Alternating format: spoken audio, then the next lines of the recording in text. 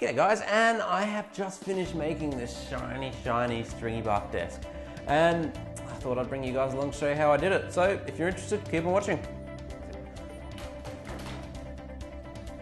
You're a pet dog. Find the spot. Find the spot. That tail's gonna be in my shot. Now, the biggest trouble that I found in Australia, well, at least in Australia, is finding the timber itself. We got some lovely Australian timbers, but actually getting your hands on them is quite tricky, which is when I found this site. It's a woodworking forum, and there's a marketplace on there which just has lists of woods that people are selling.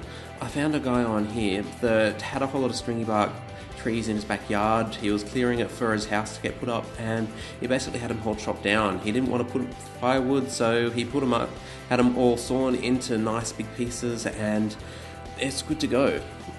Unlike the Bunnings sort of stuff, it's not all shiny, it's not all polished, but I am quite happy with that. So it was actually cheaper than the stuff at Bunnings as well, and he was a really nice guy. He came along, he had his chainsaw to help me actually fit him in my car, because I have a little 4-cylinder car and it takes a bit to fit all the stuff in there. So I packed them all up in there, as you can see there, and shipped them all home, which is when the fun stuff started to happen.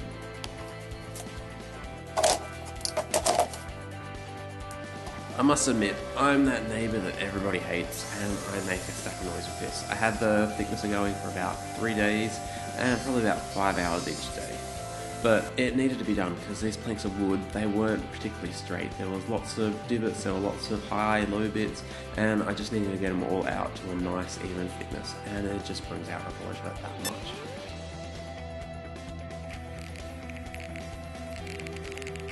Just to give you guys an idea about how much sawdust I went through, I filled this thing up about 3 times and harassed my chickens, plenty just dropping it all in there, but free sawdust, and then scratching through stuff.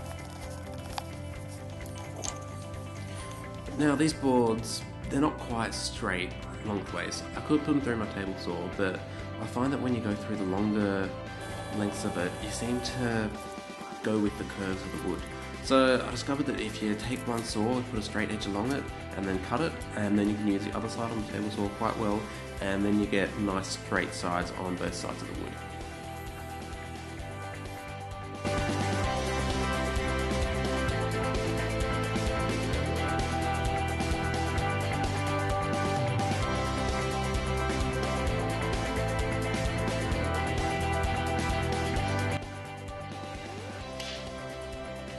Now it's just joining time, so I get my nice square ruler out and mark across where I want all the biscuits to go, and then basically cut out all the pieces with my little biscuit router, or my little biscuit jointer.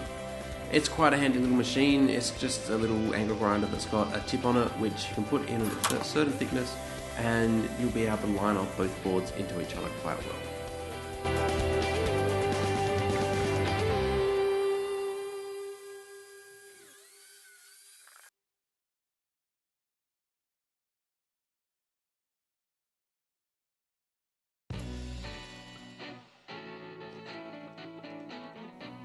Now, I'm sure I'm going to get a little bit of rage for this in the comments, but when I make them, I like to make my own little biscuits for it, because I'm cheap and I've got leftover wood already from it.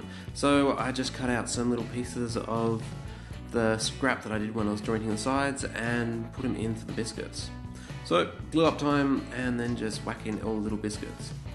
It's also quite important because of this, because if you look in it, you see some of the boards aren't completely straight. So a little bit of persuasion with the hammer and getting my nice biscuit joints in there, and they should come out relatively straight. It's still a little bit off, which I can't stop completely, and gonna need a little bit of sanding later to just get them all completely smooth and flush.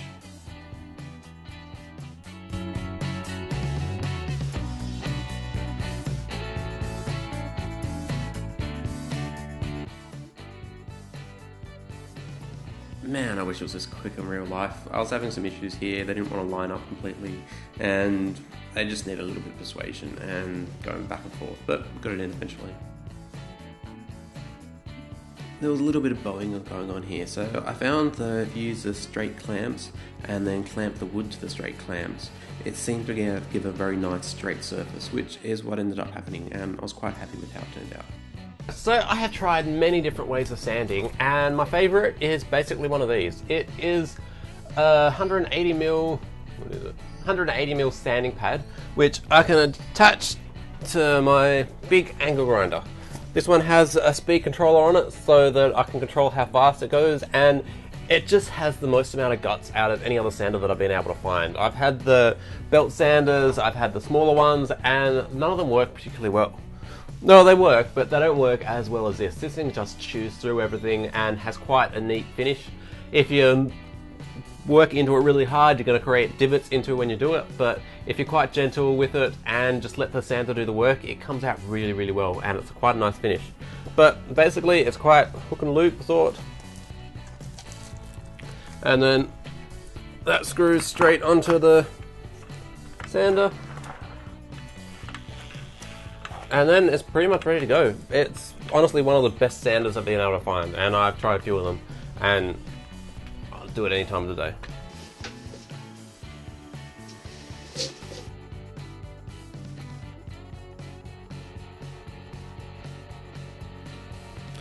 Only problem I can actually admit to quite well with this sander is there is no dust collection, which is a little bit of a pain because, as you can see, dust is everywhere. But I've got my full respirator on and I'm quite protected in that regard. There's just no way to get rid of the dust, and it coats everything in the shed.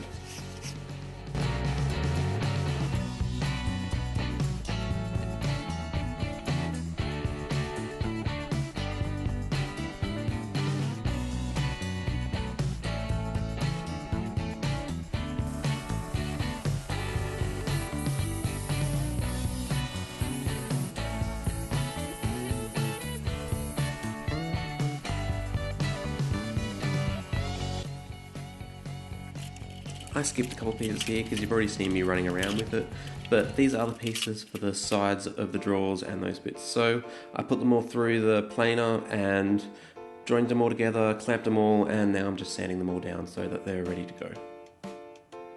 I do have my table saw here, but it's a little bit tricky to get a piece of wood that's that long on top of the table saw because it's just a little bit too wide and a little bit awkward. So I find that I get a nice straight edge with it, with my little ruler there, mark out where I'm going to put my piece of wood and then just run the saw along it, and it works quite well, quite cheap, quite easy. And then it's just a matter of using my table saw to straighten up the edges that were there and make sure they're all exactly the same length, which was really quite easy.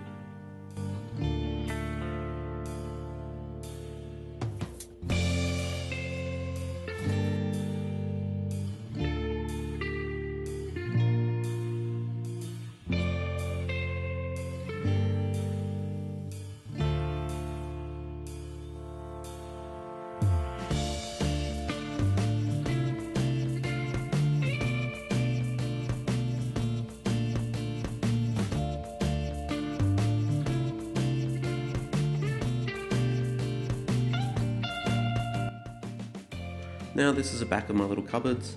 Basically glue up and put some brad nails in it to hold it all in place. It's quite a simple go, and when it's done you can't really see the nails because they're so completely tiny, and the bits that you can I'll just glue with a little bit of putty and they're quite invisible.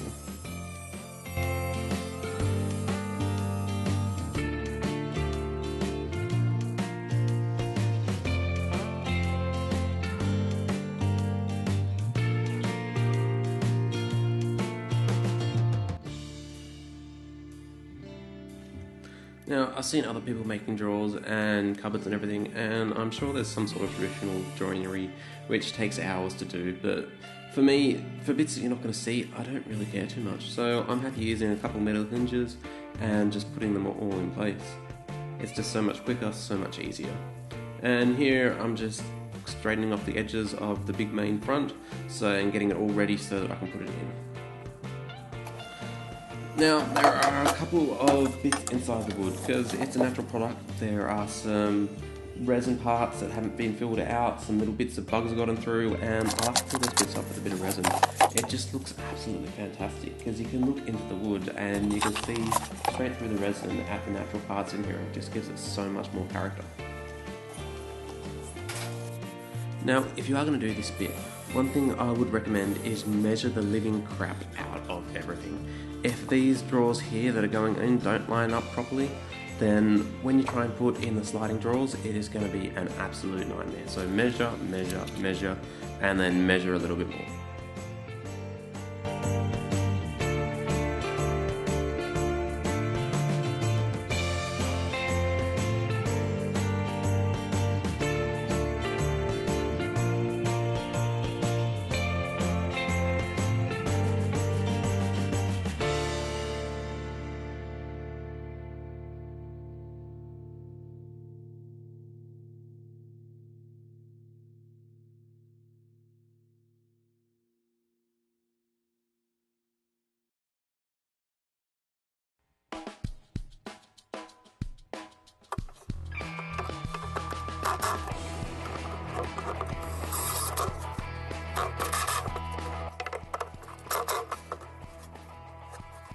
And now that I actually got it out of the shed and into sunlight, it's actually starting to look like a table or a desk, which I'm quite happy with. It's not completely flat, the surface isn't completely flat because some of the wood just didn't want to line up completely and some of it was out by fractions. I'm not quite sure exactly how, and I'm sure there are people that are way better at it than me that would have plenty of tips and that sort of stuff, but I find a little bit of sanding, a little bit of time and work, and it comes out completely smooth and completely flat, and I was quite happy with how the finish turned out. I went over it with several different grits to get it down so it was quite fine, quite smooth, and it just came up with a very, very nice smooth finish, and I was quite chuffed at myself at this point.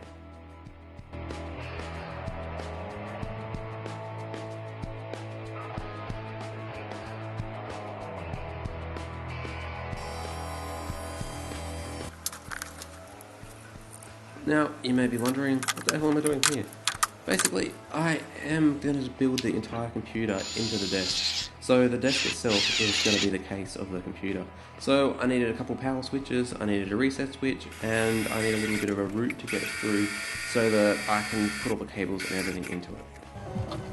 Now, I am willing to accept all the wanky points on this bit, but I kind of wanted to tag the desk as my own because it is something that I am quite proud of and something I'm putting a lot of work into. So I went online and I found a place called the Butcher Shop that makes up templates for me, and I sent them a whole lot of different sheets and they just cut it all out onto it. Then I find a little spot that I want to do it and put a little bit of contact adhesive on the desk. I bought some gold leaf online, which is really surprisingly cheap considering it's cold, but it is quite a thin piece of gold. So then I let the glue dry for a little bit and put all the gold leaf down on top of it. And it didn't work as easily as what I was expecting.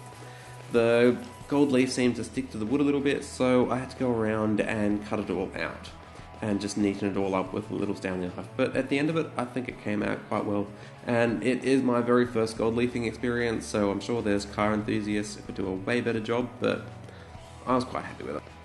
Now, I'll get into this a little bit more a little bit later in the video, but what I'm using here is a 2-pack car epoxy. So it's the sort of paint that you use when you want to put a finish on the actual car to go on top of the clear coat.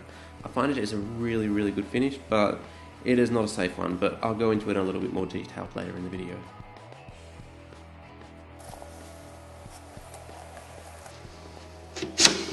Now, I am a very lazy drawer maker. There are people that go out there and they'll put dado cuts into it and all those sort of fun things, and I am just way too lazy for that.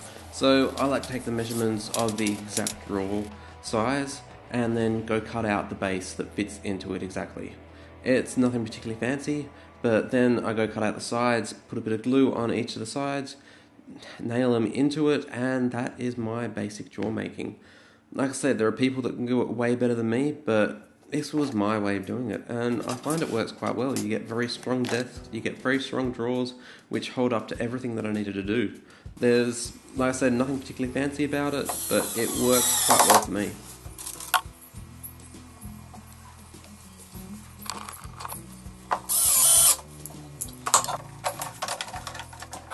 Now, I wish I could say the drawers went in as quick and easy as what I'm showing here, but they're never that simple.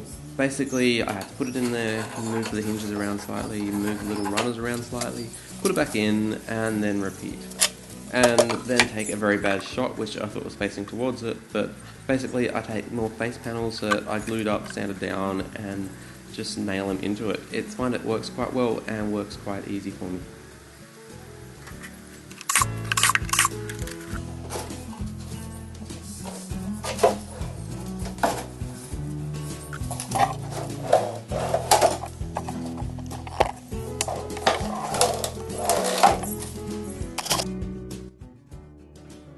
Now this is a finish that I was talking about earlier.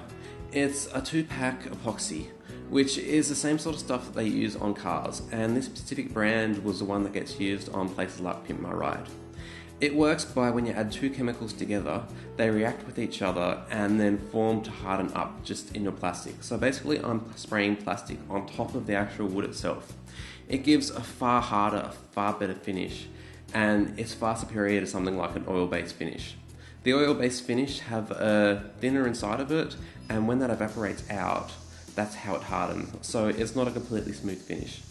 This stuff is fantastic. It dries in probably a couple of hours, and you can recoat after about 15 minutes to get just the smoothest, hardest, flattest finish that you can imagine. It is a fantastic stuff to use.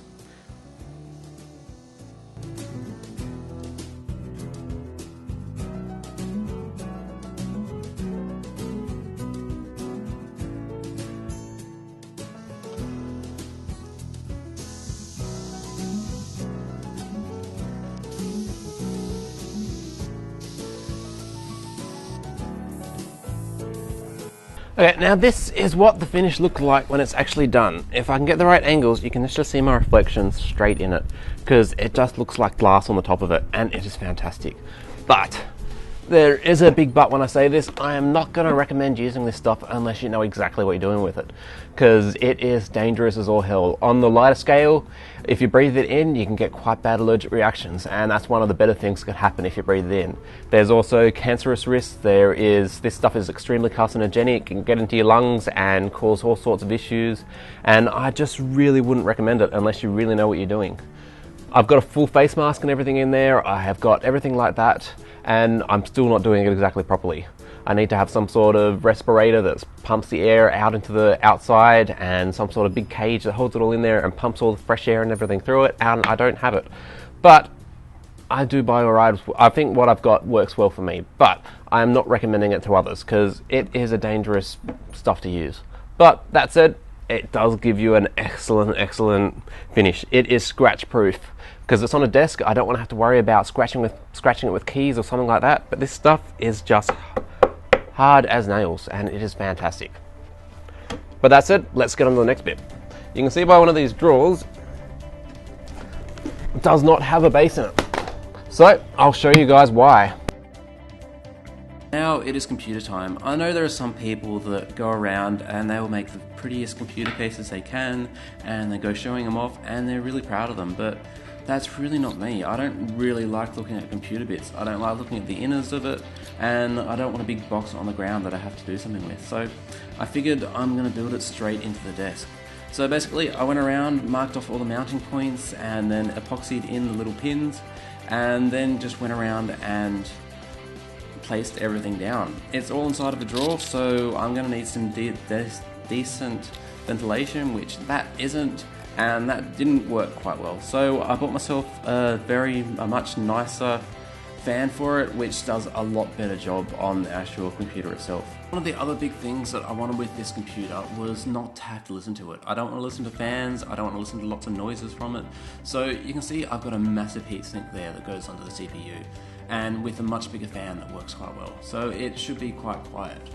And these are the little switches that I got.